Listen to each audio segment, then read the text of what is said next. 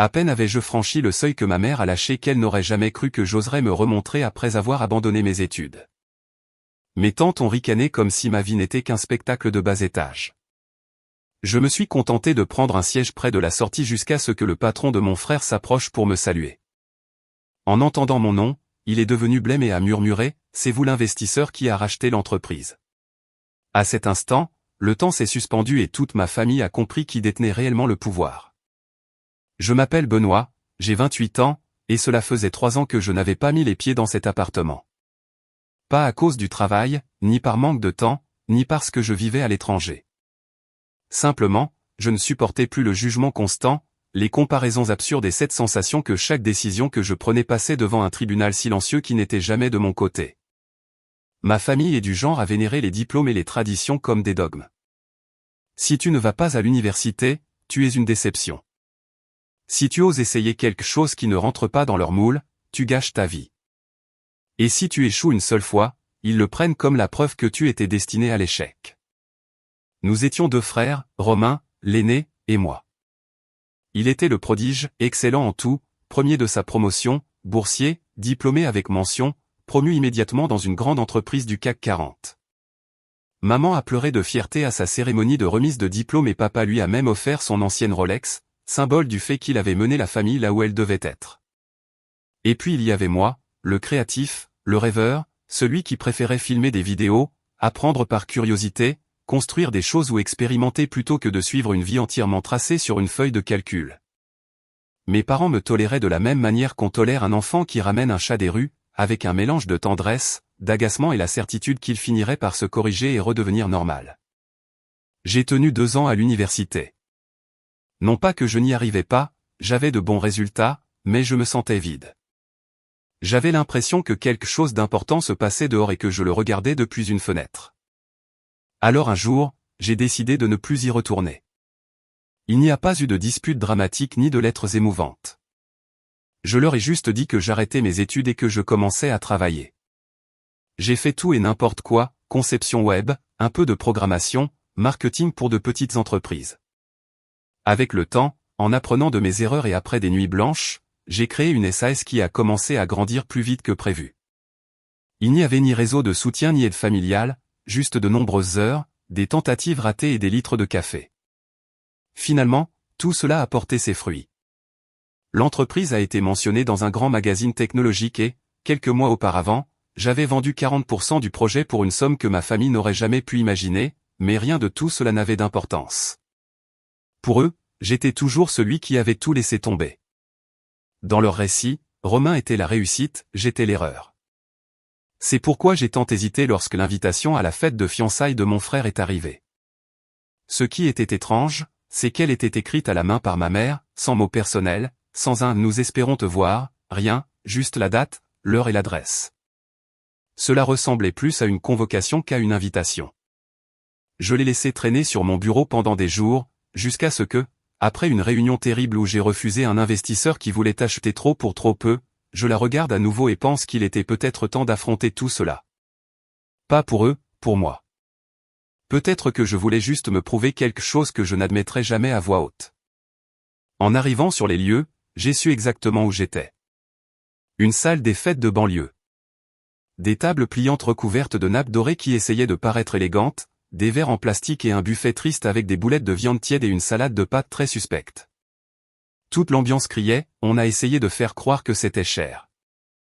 À peine entré, j'ai remarqué comment l'atmosphère s'est soudainement refroidie. Des conversations qui se sont tues, des regards plantés sur moi comme si j'avais interrompu une pièce de théâtre. Ma mère, entourée de ses sœurs et de quelques membres de la famille de la fiancée de Romain, m'a fixé avant de répéter avec ce venin déguisé en commentaire désinvolte, « Je ne pensais pas que tu te montrerais après avoir tout abandonné. » J'ai souri, en gardant mon calme. Moi aussi, je suis heureux de te voir, maman. J'ai pris un siège sans attendre qu'on me propose à manger. Personne ne l'a fait. Personne ne m'a demandé comment j'allais.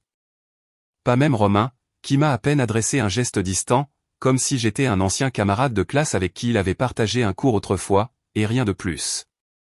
Sa fiancée, Mélodie, m'a salué d'un petit signe de la main, elle avait toujours été aimable, même si ce geste semblait lui coûter 2 fois plus d'efforts dans cet environnement. Le murmure critique n'a pas tardé à résonner. Gisèle, une de mes tantes, s'est penchée vers ma cousine Rosalie pour dire, avec la ferme intention que j'entende, il était si intelligent quand il était petit. Quel gâchis! Mon oncle Édouard a lâché une blague sur ceux qui se croient millionnaires en postant des vidéos, provoquant des rires forcés. Même ma grand-mère m'a regardé avec cette expression réservée aux vendeurs à domicile qui arrivent au pire moment. Je suis resté calme. Je n'étais pas venu pour expliquer ma vie, j'observais simplement, présent pour la première fois sans avoir besoin de m'intégrer. Mais quelque chose que personne n'avait vu venir s'est produit. Environ 1 heure plus tard, alors que les gens faisaient semblant d'apprécier la musique mal mixée du DJ, un homme grand avec une chemise bleue impeccablement repassée s'est approché de la table pour remplir son verre. Il m'a regardé et a demandé, « Ça vous dérange si je m'assois ici ?» J'ai haussé les épaules. « Allez-y. » Il s'est assis en face de moi et m'a tendu la main. « Je suis Maxime. Je travaille avec Romain. Je crois qu'on s'est vu une fois à une fête de Noël au bureau, mais je venais d'arriver. » Je lui ai serré la main. « Benoît. » Il m'a observé 2 secondes, puis a froncé les sourcils. « Benoît. »« Benoît comment ?» Je le lui ai dit. Sa réaction a été immédiate. Il a pris une profonde inspiration, presque au ralenti. « Vous êtes le Benoît qui a investi dans Kinetic. » Là, oui. La table entière s'est figée. Ma cousine a arrêté son verre en l'air. Quelqu'un a fait tomber une fourchette et Maxime me regardait comme s'il venait de voir un fantôme qui apparaissait aussi dans les magazines d'affaires. Oui, ai-je répondu naturellement. C'est bien moi. Il a ouvert la bouche, l'a refermée, puis l'a rouverte. Il semblait essayer de résoudre une équation complexe sans papier ni calculatrice. Je n'arrive pas à y croire. Romain parle de vous comme si vous viviez dans une grotte, déconnecté du monde. Il n'a jamais dit que vous... Il s'est interrompu, incapable de finir sa phrase. Le silence qui a suivi a été brutal. Ma mère est restée immobile, sa fourchette suspendue à mi-chemin. Mon frère a interrompu sa conversation avec Serge, le père de Mélodie, et s'est retourné, surpris. J'ai senti tous les regards se coller à moi comme si j'avais allumé une torche dans l'obscurité. J'ai simplement souri. La vie prend des tournants étranges, ai-je dit sans plus. À cet instant, j'ai su que tout venait de changer, que le récit que ma famille avait entretenu pendant des années, celui où j'étais l'échec et Romain la fierté absolue, venait de voler en éclats sous leurs yeux, sans que j'aie eu besoin d'ouvrir la bouche. Je n'ai rien dit de plus. Je me suis adossé à ma chaise, j'ai croisé les mains et j'ai attendu. Le vrai spectacle ne faisait que commencer. Maxime a murmuré des excuses et s'est retiré, me regardant toujours comme s'il avait vu un titre de Forbes se promener entre des tables en plastique. Je l'ai laissé s'éloigner tandis que la musique continuait son mélange impossible. La salle est tombée dans un silence épais, inconfortable, jusqu'à ce que les premiers chuchotements commencent à se propager comme une rumeur infectieuse que personne ne pouvait dissimuler. Ma mère a été la première à se ressaisir. Elle a posé sa fourchette sur son assiette, s'est essuyé la bouche avec une serviette comme si elle était à un dîner formel et non devant un service traiteur tiède dans une salle louée, et s'est raclé la gorge avec force, suffisamment pour modifier toute l'ambiance. Sans lever les yeux de son assiette, elle a commenté comme quelqu'un qui fait une observation anodine. « Vous avez entendu ça ?» a-t-elle dit d'un ton qui se voulait innocent. Notre petit déserteur s'avère être un investisseur. Quelle surprise, n'est-ce pas? La tante Gisèle a laissé échapper un rire bref, un de ceux qui cachent toujours de la condescendance. Eh bien, il y a toujours de l'argent dans ces trucs d'internet, pour l'instant, a-t-elle ajouté en haussant les épaules. L'oncle Édouard a reniflé avec mépris. Ça doit être pratique d'entrer dans une entreprise en achetant une part plutôt que de la construire à partir de zéro, non?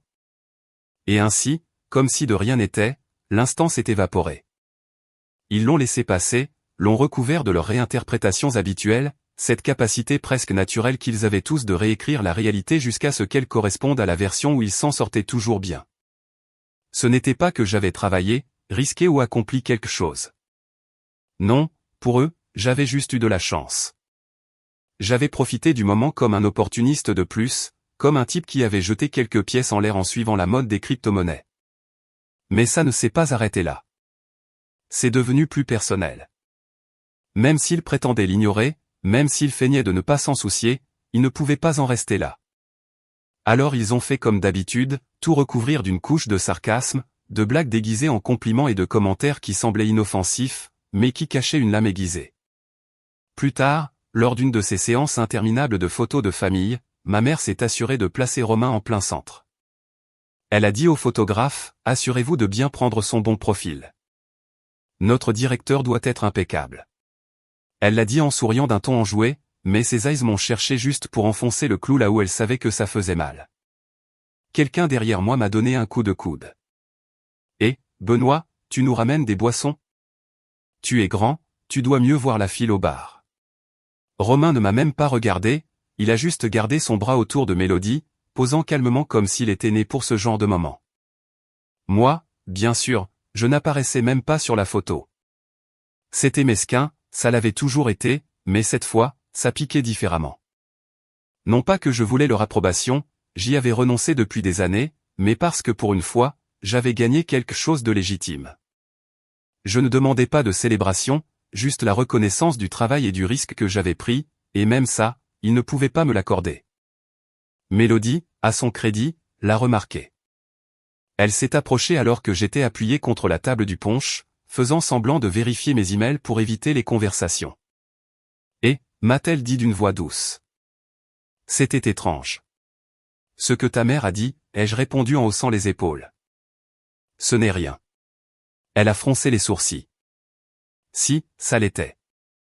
Et je suis désolé qu'il parle de toi comme ça. Ce n'est pas juste. J'ai sincèrement apprécié ses paroles, mais rien de ce qu'elle pouvait dire n'allait réparer ce qui s'était accumulé depuis des années. Cette ambiance toxique n'était pas née ce soir-là. Elle avait commencé quand j'avais 16 ans et que j'ai eu ma première mauvaise note, quand j'ai décidé de monter mon propre ordinateur au lieu de chercher des stages, quand j'ai préféré travailler un été sur un projet naissant plutôt que d'assister au mariage d'une cousine en Provence. J'étais le mauvais moule, Romain, le moule parfait.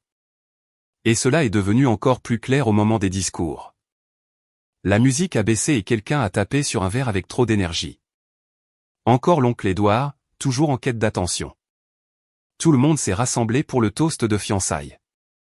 Ma mère a parlé la première. Elle parlait toujours la première. Je veux juste dire à quel point nous sommes fiers, a-t-elle commencé, les yeux déjà brillants comme si elle était dans un film dramatique. Romain a toujours été le cœur de cette famille. Il nous a toujours donné des raisons d'être fiers, depuis l'école, le travail, et maintenant cette belle étape qui commence avec Mélodie. Elle a fait une pause calculée, la voix se brisant juste ce qu'il fallait. Tu es le genre de fils que toute mère souhaiterait avoir. La salle a applaudi. J'ai vu Romain en profiter, une main dans la poche, l'autre entourant Mélodie comme s'il était habitué à ce que le monde tourne à son rythme. Ensuite, les autres ont parlé, la mère de Mélodie, sa meilleure amie, la tante Gisèle. Ce n'étaient que des anecdotes douces, des histoires charmantes, des échos d'une vie où Romain était le prince et Mélodie, la compagne parfaite. Et puis mon père s'est levé. C'est là que tout a fini par se briser. Mon père n'a jamais été émotif ni chaleureux. C'est un homme gouverné par une logique stricte et des attentes inflexibles. Ses éloges sont comme trouver de l'eau dans un désert, rare et insuffisant. Alors, quand il a levé son verre, la salle est restée silencieuse. Même Romain a semblé surpris. Je ne parle pas beaucoup d'habitude, a commencé mon père. Mais je veux dire ceci, Romain, tu m'as rendu fier de toutes les manières dont un père peut être fier. Tu as suivi le bon chemin, tu as travaillé dur, tu n'as pas pris de raccourci. Il a détourné le regard vers moi un bref instant. C'était suffisant pour que je reste glacé. Quand les choses se sont compliquées, tu n'as pas fui. Tu as construit quelque chose de réel. Tu n'es pas tombé sur la chance par hasard, a-t-il poursuivi. Tu as mérité chaque étape. Et c'est le genre d'homme que je suis heureux de voir fonder une famille. Les applaudissements ont repris. Certains se sont même tournés vers moi. J'ai vu des regards gênés, d'autres de pitié et quelques-uns avec cette supériorité que je détestais tant. Je suis resté assis sans sentir mes jambes, et c'est alors que Romain a fait un pas en avant. J'ai pensé, et c'était peut-être une illusion d'enfant qui ne voulait pas mourir, que Romain, ne serait-ce que pour une seconde, choisirait un minimum d'humanité, qu'il essaierait d'adoucir l'atmosphère, qu'il dirait quelque chose de neutre, même une phrase forcée qui permettrait à tous de tourner la page sans transformer la situation en spectacle. Nous avions été proches autrefois, quand nous n'étions que deux frères essayant de trouver leur place dans une maison où les silences pesaient plus que les mots, mais ces jours étaient loin. Romain a pris une inspiration avec cette assurance presque théâtrale qu'il adoptait quand il avait un public et a dit « J'ai eu de la chance, bien sûr, mais j'ai aussi appris en observant. J'ai vu ce qui se passe quand certains abandonnent trop tôt. J'ai vu ce qui arrive quand quelqu'un se croit plus malin que le système. » Chacun de ces mots m'était destiné. Il n'a pas eu besoin de me pointer du doigt. Le regard fixe qu'il m'a lancé a suffi pour que tout le monde comprenne le message. Un murmure inconfortable a parcouru la table, un bruit confus entre des rires nerveux et des respirations contenues. Certains ont ri par inertie, non pas parce que c'était drôle, mais parce que rire était plus facile que de rester silencieux. Ma mère l'a regardé comme si elle assistait à un triomphe longtemps attendu. Je me suis levé calmement, non pas pour dramatiser, mais parce que j'avais besoin de m'éloigner avant que l'air ne devienne irrespirable.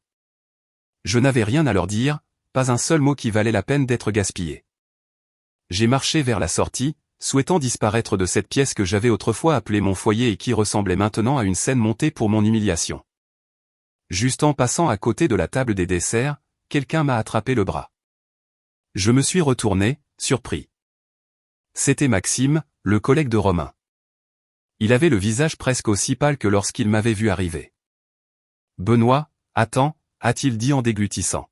« J'ai besoin de te demander quelque chose. » J'ai hoché lentement la tête, sans envie de prolonger la scène.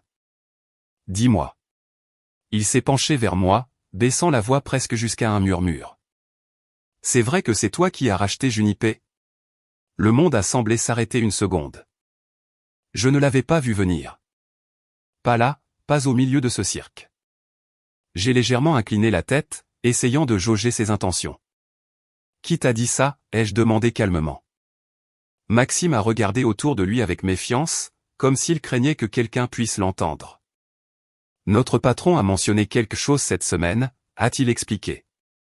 Il a dit que le nouvel actionnaire principal voulait tout revoir, du conseil d'administration aux cadres intermédiaires, qu'il avait acquis 51% via un groupe privé, qu'il était jeune, stratégique, qu'il avait quitté l'université mais surpassé largement les anciens directeurs. Et quand il a mentionné ton nom, j'ai fait le lien. Je n'ai pas répondu. Ce n'était pas nécessaire, j'ai juste haussé un sourcil en guise de réponse silencieuse. Maxime a soutenu mon regard quelques instants jusqu'à ce que la couleur disparaisse complètement de son visage. Romain n'en a aucune idée, n'est-ce pas, a-t-il demandé, terrifié.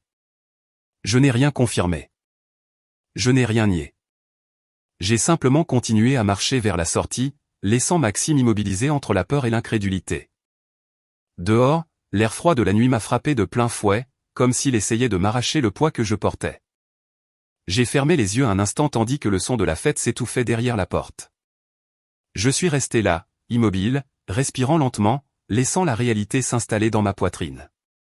Pour eux, j'étais l'erreur, la honte, le frère qui n'avait pas su saisir les opportunités. Et ils n'imaginaient même pas que, depuis des mois, j'étais devenu l'une des pièces maîtresses de l'entreprise où travaillait Romain. Je n'étais ni sur leur radar ni dans leurs soupçons les plus extrêmes. Romain n'était pas un associé, pas un propriétaire, pas la figure centrale qu'il laissait croire, il était un employé comme les autres, et j'étais le supérieur du supérieur de son chef. Il ne le savait pas, mais il le saurait bientôt, car mon plan, celui que j'avais mis en marche bien avant de recevoir cette invitation, avançait, et la soirée venait d'allumer l'étincelle qui manquait. Je ne suis pas rentré chez moi. Je ne voulais pas m'asseoir dans mon appartement vide à revivre chaque regard, chaque commentaire, chaque geste qui m'avait poussé à couper définitivement le cordon émotionnel qui me liait à cette famille. Alors j'ai commencé à conduire sans destination, sans hâte. J'ai roulé sur des routes silencieuses, laissant les phares fendre l'obscurité tandis que mes mains s'agrippaient au volant comme si c'était la seule chose stable dans ma vie. Au bout d'un moment, sans y penser, j'ai atterri au vieux belvédère à la périphérie de la ville. Le même endroit où Romain et moi nous échappions quand nous étions enfants, cherchant à nous sentir libres, ne serait-ce que pour quelques heures. Maintenant, il était délabré, la balustrade rouillée, les arbres plus rares, la terre érodée. Mais la vue était toujours la même. Les lumières de la ville brillaient en dessous comme un ensemble de minuscules constellations qui semblaient étrangères à tout. Je me suis assis sur le capot de la voiture et j'ai laissé le vent glacial m'engourdir le visage et les mains. C'était une sensation inconfortable, mais étrangement nécessaire. Je suis resté à regarder la ville, me remémorant la dernière décennie de ma vie, les disputes, les silences éternels, le sentiment de ne jamais être assez bien. J'ai pensé à mon père, incapable de voir au-delà de sa propre rigidité, à ma mère, qui avait perfectionné l'art d'utiliser la culpabilité comme un outil, et à Romain, dont l'orgueil avait toujours pesé plus lourd que n'importe quel lien. Mais j'ai aussi pensé à Maxime, à sa voix quand il a dit « Romain ne le sait pas ». Ce commentaire aurait dû me remplir d'une satisfaction immédiate, une victoire silencieuse, mais la seule chose que j'ai ressentie, c'est de la fatigue. Une fatigue profonde, du genre qui vous traverse les os. Ce soir-là, j'ai compris quelque chose que j'aurais dû comprendre bien avant. Ce qui est mort là-bas, ce n'était pas ma relation avec ma famille, ça, c'était mort depuis des années. Ce que j'ai vraiment enterré, c'est mon besoin de continuer à essayer de m'intégrer là où il n'y avait jamais eu de place pour moi. J'ai mal dormi, à moitié, tournant et retournant entre des rêves confus et des pensées répétitives. Le matin, une routine automatique a pris le relais, café, email, travail, mais mon téléphone n'arrêtait pas de sonner. Certains membres du conseil d'administration voulaient confirmer des rumeurs sur ma visite à Junipé. J'ai répondu avec des phrases ambiguës, générant exactement l'incertitude stratégique dont j'avais besoin. Quelque chose en moi était en train de changer. Toute ma vie d'adulte avait été une tentative désespérée de prouver que je valais quelque chose, de construire un succès si évident que ma famille ne pourrait l'ignorer. Et pourtant, cette reconnaissance n'est jamais venue. Ce soir-là, à la fête, j'ai compris que je ne l'obtiendrais jamais et, aussi étrange que cela puisse paraître, cette révélation m'a libéré. Les jours suivants n'ont pas été faciles. La chute émotionnelle n'a pas été brutale, elle s'est glissée lentement, comme une ombre qui s'étend jusqu'à tout recouvrir. J'ai commencé à sauter des repas. J'ai laissé sans réponse les messages qui n'étaient pas essentiels. J'avais du mal à me concentrer. J'ouvrais mon ordinateur et je restais à fixer l'écran vide, incapable d'écrire une seule ligne. Tout ce qui m'enthousiasmait d'habitude, nouvelles fonctionnalités, croissance des utilisateurs, réunions avec des investisseurs, manquait d'éclat. Ma vie est devenue minimale. Je maintenais le strict nécessaire de mes responsabilités, mais rien de plus. La salle de sport a été mise de côté, les sorties aussi. Mon appartement a commencé à se transformer en un chaos silencieux, des vêtements accumulés, de la vaisselle non lavée, des enveloppes fermées empilées sur la table. Un soir, je me suis retrouvé affalé sur le canapé, tout habillé, sans avoir dîné, regardant le ventilateur tourner au-dessus de ma tête comme si c'était la seule chose qui pouvait me mouvoir. Il était 2 heures du matin et j'étais comme ça depuis des heures, ne ressentant rien. Et ce rien n'était pire que n'importe quelle douleur. Beaucoup de gens imaginent que toucher le fond ressemble à une explosion, un cri, un effondrement. Pour moi, ce fut le contraire, un vide total, une quiétude si profonde qu'elle semblait avoir dévoré mes émotions, mon énergie, mon envie d'exister. Et pourtant, dans ce silence, j'ai trouvé une vérité simple. Je n'ai jamais eu besoin de leur approbation. Jamais. Ce que j'avais cherché désespérément pendant des années était un mirage. Cette prise de conscience n'a pas tout résolu immédiatement, mais elle a ouvert une fissure par où entrer. Le lendemain matin, j'ai pris une décision insignifiante, presque ridicule, me lever, prendre une douche et faire mon lit. Je l'ai fait et, pour la première fois depuis des semaines, j'ai ressenti quelque chose qui ressemblait à une petite victoire. Le jour suivant, j'ai fait le deuxième pas, sortir de chez moi. Je suis allé dans un café. Je n'ai parlé à personne, je me suis juste assis devant mon ordinateur et j'ai laissé le curseur clignoter jusqu'à ce que, lentement, la sensation de mouvement revienne en moi. J'ai ouvert le tableau de bord principal de l'entreprise comme chaque matin, vérifiant des statistiques que je connaissais déjà par cœur. Cependant, ce jour-là, quelque chose a attiré mon attention, une augmentation subtile, mais constante, d'utilisateurs provenant de petites organisations éducatives. Ce n'était pas un phénomène massif, mais c'était un mouvement qui n'existait pas auparavant. Je l'ai noté dans mon carnet de travail à côté d'une liste de sujets que je voulais approfondir plus tard. C'était à peine un signe, mais un signe tout de même. Dans ce même carnet, j'avais commencé à écrire quelque chose qui n'avait rien à voir avec des chiffres ou des projections, une phrase par jour sur ce que je ressentais. Ce n'était pas un journal d'adolescent ou quoi que ce soit du genre, juste une façon de laisser sortir ce que je ne disais pas à voix haute. Au début, les phrases étaient courtes, brusques, presque toujours négatives. Je ne supporte pas ma famille. Aujourd'hui, je me sens invisible. Mais peu à peu, ces lignes ont commencé à changer. Un jour, j'ai noté, la réunion d'aujourd'hui s'est bien passée. Un autre jour, un utilisateur a écrit pour dire que notre application lui avait fait gagner 4 heures par semaine. J'ai même enregistré des moments simples, j'ai ressenti quelque chose de semblable à de la joie en regardant le coucher du soleil. Au milieu de ce processus, j'ai repris contact avec Noël, un ami de l'université qui avait lui aussi abandonné ses études pour fonder sa propre entreprise à Austin. Nous avons fait un appel vidéo sans ordre du jour, juste pour prendre des nouvelles. À un moment, il m'a dit quelque chose qui a résonné dans ma tête pendant des semaines, tu essaies de gagner un jeu qu'ils ont truqué depuis le début. Arrête de jouer.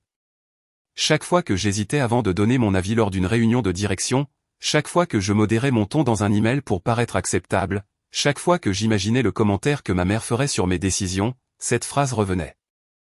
Jusqu'à ce qu'un jour, elle cesse de le faire et que je réalise que j'avais arrêté de demander la permission sans même m'en rendre compte. Ce changement interne a coïncidé avec quelque chose que j'avais évité pendant des années, déléguer. J'ai embauché une petite équipe de contenu, intégré une nouvelle chef de produit et cessé d'essayer de tout porter sur mes épaules. Avant, je pensais que déléguer, c'était renoncer au contrôle. Avec le temps, j'ai compris que c'était la seule vraie façon de grandir. Dans cet état de clarté, j'ai contacté notre division Junipé, où travaillait Romain, et j'ai demandé un audit confidentiel des performances de tous les responsables de département. Je n'ai fait aucun commentaire supplémentaire ni mentionné son nom, ce n'était pas nécessaire. Je voulais juste savoir, avec des données réelles, ce qui fonctionnait et ce qui ne fonctionnait pas. Pendant que tout cela se mettait en place en interne, un phénomène inattendu s'est produit à l'extérieur. Un podcast auquel j'avais participé il y a un an a recommencé à circuler sur les réseaux sociaux. Soudain, on me taguait dans des publications LinkedIn, on me citait dans des feeds sur X et une chaîne YouTube a monté un profil sur l'investisseur autodidacte qui avait construit un portefeuille sans le soutien de familles influentes. Je n'ai rien promu, mais le contenu s'est répandu tout seul et ce qui m'a vraiment surpris, ce sont les messages qui ont commencé à arriver, des étudiants en programmation cherchant des conseils, des fondateurs qui voulaient collaborer, des utilisateurs remerciant pour des outils qui avaient allégé leur charge de travail. Rien de tout cela ne ressemblait à la reconnaissance vide des toasts familiaux. C'était utile, authentique. Et cet homme qui grandissait là, presque sans bruit, me plaisait. Je n'ai rien publié à ce sujet. Je n'ai pas posté de photos de transformation personnelle, ni écrit un fil inspirant sur la résilience. J'ai préféré continuer à travailler en silence, mais la vie trouve toujours un moyen de nous ramener au point que nous évitons. Un vendredi matin, j'ai reçu un email des ressources humaines. Objet, synthèse de l'audit départemental. J'ai ouvert le fichier, avancé jusqu'au résultat et là, c'est apparu, Romain Marchand, responsable de département, 62% de performance. Ce n'était pas une catastrophe, mais ce n'était pas non plus remarquable, surtout si l'on considère que la moyenne générale était de 81%. Les commentaires parlaient d'eux-mêmes, style de gestion rigide, peu d'ouverture au feedback, difficulté à favoriser la cohésion, préférence pour les directives verticales plutôt que la collaboration. Le rapport concluait en recommandant de l'inclure dans le cycle de révision, d'évaluer une formation en leadership ou même une réaffectation. Je suis resté immobile plusieurs minutes. Ce n'était pas une vengeance, ce n'était pas une attaque, c'était simplement un compte-rendu honnête, vérifiable, exact. Et j'ai ressenti pour la première fois depuis longtemps un calme si profond que j'en ai été presque surpris. Mais un deuxième email est arrivé, cette fois de Romain. Objet, on peut parler. Sans salutation, sans formule de politesse. Juste 3 mots. Je suis resté à regarder l'écran sans rien écrire. Ce n'était pas de la colère que je ressentais, mais le doute sur la version de moi qui devait lui répondre. Le frère cadet qu'il a éclipsé toute sa vie? L'adulte qu'ils ont toujours sous-estimé? Ou l'homme qui n'avait plus besoin de leur validation? Je n'ai pas répondu. Pas encore. Mon silence est devenu le premier fil de sa chute, même s'il ne le comprenait pas. Dans les jours qui ont suivi, j'ai observé à distance comment les systèmes internes recueillaient plus d'informations, enquêtes sur le climat de travail, rapports d'efficacité par équipe, métriques de communication entre les services. L'audit que j'avais demandé ne l'avait pas seulement mis en mauvaise position, il avait ouvert une porte et je n'avais pas l'intention de la franchir seul. J'ai commencé avec Adeline, la vice-présidente par intérim des produits chez Junipé, l'une des rares dirigeantes que Romain interrompait régulièrement en réunion. Elle ne savait pas que je détenais la majorité des actions de la société mère. Pour elle, j'étais juste un investisseur de plus demandant des informations. Je l'ai invitée à prendre un café dans un lieu neutre. Elle est arrivée en jean et veste en cuir, fatiguée, directe, sans patience pour les réunions qui enjolivent la réalité. Je ne vais pas y aller par 4 chemins, m'a-t-elle dit dès qu'elle s'est assise. J'ai été surprise que votre assistant me contacte. Les investisseurs demandent rarement à parler en personne. J'ai hoché la tête. Je ne suis pas comme la plupart d'entre eux, ai-je répondu, sentant pour la première fois depuis des années que cela, loin d'être un défaut, était précisément ma force. Elle m'a analysé avec ce regard qui ne laisse aucune place au déguisement. Elle n'a pas eu besoin d'élever la voix pour me faire sentir qu'elle évaluait chacun de mes mots, presque comme si elle essayait de déchiffrer mes intentions avant même que je les exprime. Non, vous ne comprenez pas, a-t-elle répété fermement, sans perdre son sang-froid. J'ai vu qu'il était inutile de tourner autour du pot. Parlez-moi de votre équipe, ai-je insisté. Ne me donnez pas de chiffres ni de métriques. Je veux savoir comment ils vont, les gens, ce qu'ils vivent vraiment au quotidien. Elle a expiré comme si elle avait porté ce poids pendant trop longtemps. J'ai des gens brillants, a-t-elle admis, mais ils n'en peuvent plus. La moitié d'entre eux ont l'impression que toutes leurs idées restent en suspens, comme si parler était inutile. L'autre moitié est épuisée que chaque détail, même le plus petit, doive passer par Romain. Rien n'avance, rien ne circule. Chaque projet devient une lutte interne. Il n'y a pas de cohésion, pas de direction claire, tout semble brisé. J'avais entendu des versions de cela, mais jamais aussi cru. Tout ça à cause de Romain, n'est-ce pas, ai-je lâché. Elle n'a pas sursauté, ne s'est pas énervée, mais la façon dont elle a serré la mâchoire a été suffisante. Je n'ai pas dit ça. Ce n'était pas la peine, ai-je répondu. Je savais lire ce que les gens préféraient taire. Elle a tapoté doucement le bord de sa tasse, comme si ce geste l'aidait à ordonner ses pensées. Romain n'est pas une mauvaise personne, a-t-elle dit d'un ton presque résigné, mais il a hérité d'un mode de leadership qui récompense le contrôle, la rigidité, le sentiment que tout doit passer par lui. C'est la mentalité avec laquelle beaucoup ont grandi. L'autorité d'abord, la collaboration après. Et elle avait raison. Cette mentalité avait marqué mon enfance, mes premiers emplois, mes insécurités les plus profondes. Dites-moi quelque chose, lui ai-je proposé.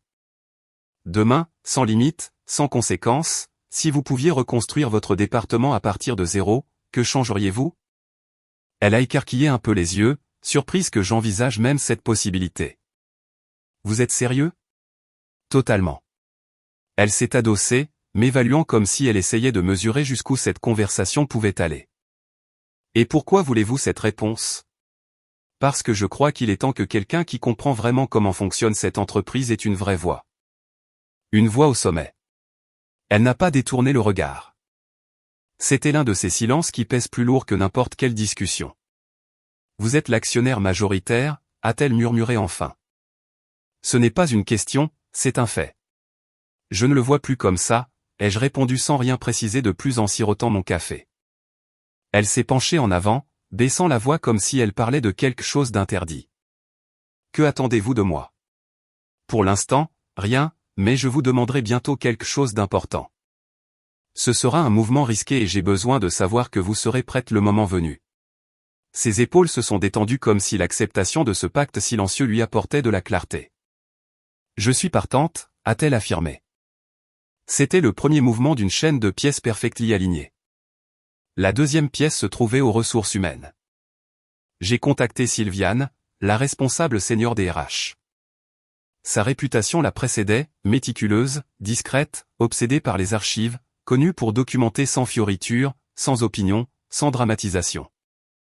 Je lui ai demandé une analyse confidentielle des schémas internes. Rien d'intrusif, juste des traces bureaucratiques, évaluation de performance, participation aux réunions, plaintes documentées, métadonnées des emails, registre des décisions. Le résultat ne m'a pas surpris, mais il m'a confirmé quelque chose que j'avais besoin de voir avec des preuves concrètes. Romain accumulait plus de plaintes informelles que n'importe quel autre dirigeant en 1 an et demi, et pourtant il était prudent. Il ne franchissait jamais la ligne qui déclencherait une enquête formelle. Il opérait juste à cette limite confortable où il paraissait correct, professionnel, voire efficace, mais sans laisser d'espace à quiconque pour grandir. Parmi tous les rapports, il y en a un qui m'a personnellement touché, une note de Flavie, développeuse junior, chaque fois que je dis quelque chose, Romain assure que c'est trop risqué ou irréaliste. Puis, quand un autre collègue, surtout un homme, propose la même idée, il l'applaudit. C'est épuisant. J'ai arrêté de parler. Plusieurs d'entre nous l'ont fait. Ça ne sert à rien d'essayer de contribuer. J'ai dû m'arrêter quelques secondes, non pas que cela me surprenne, mais parce que je reconnaissais ce sentiment. Moi aussi, autrefois, j'avais senti que ma voix était quelque chose que je devais cacher, mais cette version de moi n'existait plus. Maintenant, j'avais le pouvoir et il était temps de l'utiliser. L'étape suivante a été le conseil d'administration. Je leur ai parlé lors de réunions brèves, stratégiques, bien calculées. Je leur ai montré des chiffres, des projections, des contrastes.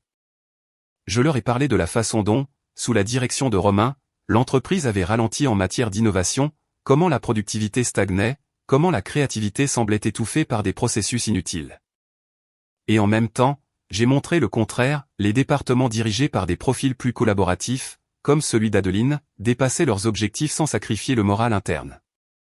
Je ne veux remplacer personne, ai-je dit sur un ton diplomatique, mais je pense qu'un réalignement pourrait revitaliser les secteurs clés. Les conseils d'administration adorent ces phrases, le changement sans le chaos, le renouveau sans conflit direct. Ils m'ont donné le feu vert. Alors, le moment est venu de parler à mon avocat.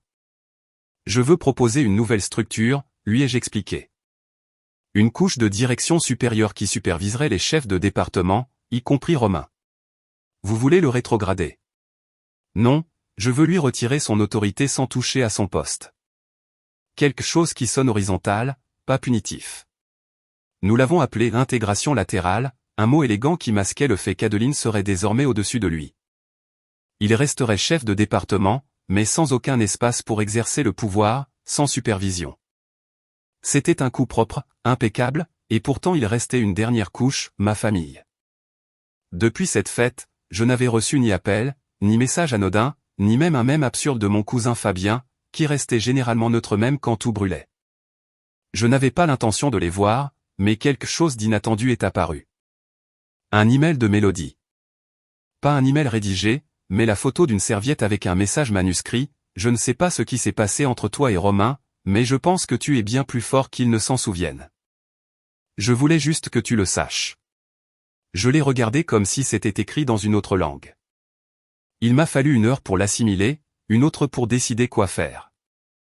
La restructuration allait être rendue publique très bientôt. Romain le saurait. Il irait en courant voir mes parents et il ferait comme d'habitude, serrer les rangs, le défendre, le justifier, faire de moi le coupable. Je devais agir avant. J'ai appelé ma tante Paulette, la chroniqueuse officielle de chaque potin, rumeurs et secrets de famille. J'ai fait en sorte que l'invitation paraisse décontractée, comme si je voulais vraiment renouer les liens. J'ai eu de nouveaux projets, lui ai-je raconté en sirotant son mimosa. De grands mouvements, des changements importants. Elle n'a pas dit qu'elle savait quelque chose, mais la façon dont elle a penché la tête m'a confirmé qu'elle échafaudait déjà des théories. Je réorganise une entreprise dans laquelle j'ai investi, ai-je ajouté. L'un des patrons n'est pas à la hauteur. Ses yeux se sont illuminés. Quelqu'un de proche. Disons que c'est quelqu'un qui a un jour dit que je ne comprendrais jamais les affaires parce que j'avais quitté l'université. Sa réaction a été immédiate, surprise, indignation contenue, curiosité débordante. Parfait. Je n'ai rien dit de plus. J'ai laissé le silence faire son travail, qu'elle imagine, qu'elle comble les vides. Je me suis levé, j'ai payé, j'ai dit au revoir. Quelques heures plus tard, message de Fabien, tu as fait exploser le groupe familial. Littéralement. J'ai souri. C'était exactement ce que je voulais, que l'histoire grandisse toute seule, que tout le monde sache que le raté, celui qu'ils avaient toujours regardé de haut, avait pris le contrôle sans élever la voix. Ce n'était pas de la vengeance, c'était de la clarté. Et 3 jours après que la restructuration a été rendue publique, l'impact final est arrivé. Je n'aurais jamais imaginé qu'un simple mémo interne pourrait déclencher un tel tremblement de terre, mais c'est ce qui s'est passé. À peine le document a-t-il commencé à circuler dans l'entreprise que Romain a fait irruption, furieux, dans le bureau d'Adeline, l'accusant d'essayer de s'approprier le pouvoir. L'ironie, c'est qu'il n'a même pas remarqué ou peut-être si, et c'est pourquoi il a réagi encore plus mal que j'avais signé ce mémo en bas de la page. Son agacement était évident. L'homme qui, pendant des années, avait été le centre de chaque célébration familiale des marchands, vacillait maintenant dans l'incertitude professionnelle, sans autorité réelle et soutenue uniquement par le poids de son nom. Depuis mon bureau, à 3 fuseaux horaires de distance, j'ai tout suivi en silence. Je consultais les rapports qui m'arrivaient par Slack en buvant mon café, observant comment ils se disputaient en réunion, interrompaient des appels et commençaient à envoyer des emails de masse contredisant toute directive qu'Adeline essayait d'établir. Lorsque les ressources humaines l'ont exhorté à baisser le ton, il a décidé d'organiser de son propre chef un séminaire d'intégration, très coûteux, qu'il a en plus tenté de justifier comme une initiative pour le moral des troupes. Il a suffi de vérifier la facture de l'hôtel pour découvrir un forfait SPA facturé comme activité d'entreprise. C'est là que j'ai décidé d'exécuter la dernière mesure. Il n'y a eu ni drame ni discours émouvants, juste des procédures. Le comité a évalué les chiffres. Les RH ont présenté la documentation correspondante et, un jeudi matin, Romain Marchand a reçu la notification officielle, réaffectation immédiate. Plus de leadership, plus de clients, plus de stratégie. Il conserverait son poste et son salaire, oui, mais son agenda serait désormais rempli de tâches administratives, d'ateliers de performance et de réunions de supervision hebdomadaires. Une chute silencieuse, amortie, presque élégante, une sorte de cercueil professionnel pour une carrière qui n'aurait jamais dû grimper de cette façon. Je savais que le prochain mouvement ne tarderait pas, et j'ai eu raison. Le samedi suivant, mon téléphone a sonné. J'ai répondu. Benoît, a dit ma mère sans même saluer. Il faut qu'on parle. J'ai attendu quelques secondes avant de répondre. À propos de quoi? Ne fais pas l'innocent. Tu sais très bien de quoi. Qu'est-ce qui s'est passé avec le travail de Romain? Je ne suis pas sûr d'être la bonne personne pour l'expliquer, ai-je répondu. Je suppose que sa chef pourrait le faire mieux. Sa chef, elle est restée silencieuse. Ce n'est pas toi. Non, c'est Adeline. La pause qui a suivi a été si longue que j'ai cru qu'elle avait raccroché. Puis est venue la question inévitable. C'était une vengeance? Non, ai-je dit calmement. C'était de la responsabilité. J'ai raccroché sans rien ajouter. Quelques heures plus tard, j'ai reçu un email de mon père, envoyé à toute la famille. Objet, parlons de respect. 3 paragraphes remplis de phrases déguisées, loyauté familiale, ne pas exposer les affaires domestiques, que diraient tes grands-parents? L'ironie était presque artistique. Utiliser le mot respect pour défendre le fils prodige qui avait toujours avancé en écrasant tout le monde était, eh bien, prévisible. Je n'ai pas répondu. Mon silence était plus clair que n'importe quelle explication, mais il manquait encore une étape. 2 semaines plus tard, j'ai convoqué toute l'entreprise à une petite réunion virtuelle. Caméra activée, enregistrement en cours. Juste avant de conclure, quelqu'un a envoyé une question anonyme dans la section Q&R, est-il vrai que l'actionnaire majoritaire est un décrocheur universitaire que sa famille considérait comme un échec? J'ai souri. Oui, ai-je dit. C'est vrai. J'ai laissé la phrase respirer avant de continuer. J'ai quitté l'université parce que je ne pouvais plus vivre une vie conçue par d'autres. Je voulais construire quelque chose à moi, même si personne ne croyait que j'en étais capable. Personne ne m'a offert cette entreprise. J'ai travaillé pour l'avoir et je veux que tout le monde ici le sache. Si on vous a déjà sous-estimé, ignoré ou fait sentir que vous n'étiez pas assez, vous n'êtes pas seul. L'histoire qu'on écrit sur vous n'a pas à être celle que vous vivez. Le chat a explosé. Des commentaires d'encouragement, des messages enflammés. Et je suis sûr que dans un bureau gris quelque part, Romain observait tout en silence, sans pouvoir rien faire. Cependant, curieusement, ce n'est pas ce moment qui m'a procuré le plus de satisfaction. Celui-ci est arrivé un mois plus tard. C'était Noël. Après des années d'absence, j'ai accepté de revenir. Mélodie m'avait écrit directement, « Tu devrais venir, même pour un petit moment. » Ce sera différent cette fois. J'ai hésité, mais la curiosité l'a emporté. Je suis retourné dans la même rue de banlieue. Je me suis garé au même endroit et j'ai marché vers la même porte où, autrefois, ma mère m'avait accueilli avec un « Je ne pensais pas que tu viendrais après avoir abandonné tes études. » Cette fois, la scène était différente. Elle a ouvert la porte avec un sourire rigide. « Benoît, tu as l'air en forme. Merci, ai-je répondu. L'intérieur semblait étrange, moins de monde, moins de bruit et plus d'espace rempli de silence gênant. Près de la cheminée, Romain était seul, faisant tourner un verre sans y boire. Son visage paraissait plus mince, plus pâle. Quand il m'a vu, il a à peine hoché la tête sans un mot, un petit geste, le genre de reconnaissance qu'on accorde à quelqu'un qui joue maintenant dans une autre ligue. Mélodie m'a serré chaleureusement dans ses bras. Paulette m'a offert de la tarte comme si de rien n'était. Édouard a évité mon regard. Gisèle a quitté la pièce en marmonnant quelque chose sur la politique. Tout était aussi révélateur que prévu. Nous nous sommes assis pour dîner. Ma mère a fait un discours bref, sans l'assurance qu'elle affichait d'habitude. Mon père n'a pas levé les yeux de son assiette. Au milieu du repas, la matriarche, ma grand-mère, qui n'avait jamais dit un mot pour me défendre, s'est raclé la gorge. J'ai vu ta vidéo, Benoît. La salle à manger est devenue silencieuse. Celle où tu parlais de construire ton propre chemin, d'être assez. Je me suis préparé à un commentaire acide, mais elle a simplement hoché la tête. C'était bien. 3 mots. C'était bien, mais venant d'elle, c'était comme une standing ovation. Après le repas, j'ai lavé mon assiette. Ma mère s'est approchée. Tu as fait passer ton message, a-t-elle murmuré. Il ne s'agissait pas de ça, ai-je répondu sans la regarder. Il s'agissait d'être quelqu'un. Elle n'a pas répondu. Et cette absence de réponse était plus révélatrice que n'importe quelle discussion passée. En sortant, Romain m'a suivi jusqu'au porche. Il est resté là, immobile, les mains dans les poches, regardant la rue. Je suppose que tu as eu ce que tu voulais, a-t-il finalement dit. Je l'ai regardé droit dans les yeux. Non. J'ai eu ce que j'ai mérité. Il a semblé chercher des mots qu'il n'a pas trouvés. Il a à peine expiré et a tourné les talons. Je suis monté dans la voiture, j'ai baissé la vitre et j'ai laissé l'air froid me frapper le visage. Pour la première fois depuis des années, je me sentais léger, libre. Je n'avais plus besoin de leur approbation, car j'avais enfin compris quelque chose d'essentiel. Je n'avais pas gagné en les écrasant, mais en m'élevant au-dessus de ce qu'ils avaient cru que je serais un jour. Et tandis que je m'éloignais, les phares de la voiture fendant le crépuscule, j'ai souri. Parfois, la meilleure vengeance est simplement de devenir tout ce qu'ils disaient que vous ne pourriez jamais être. Cette histoire vous a plu?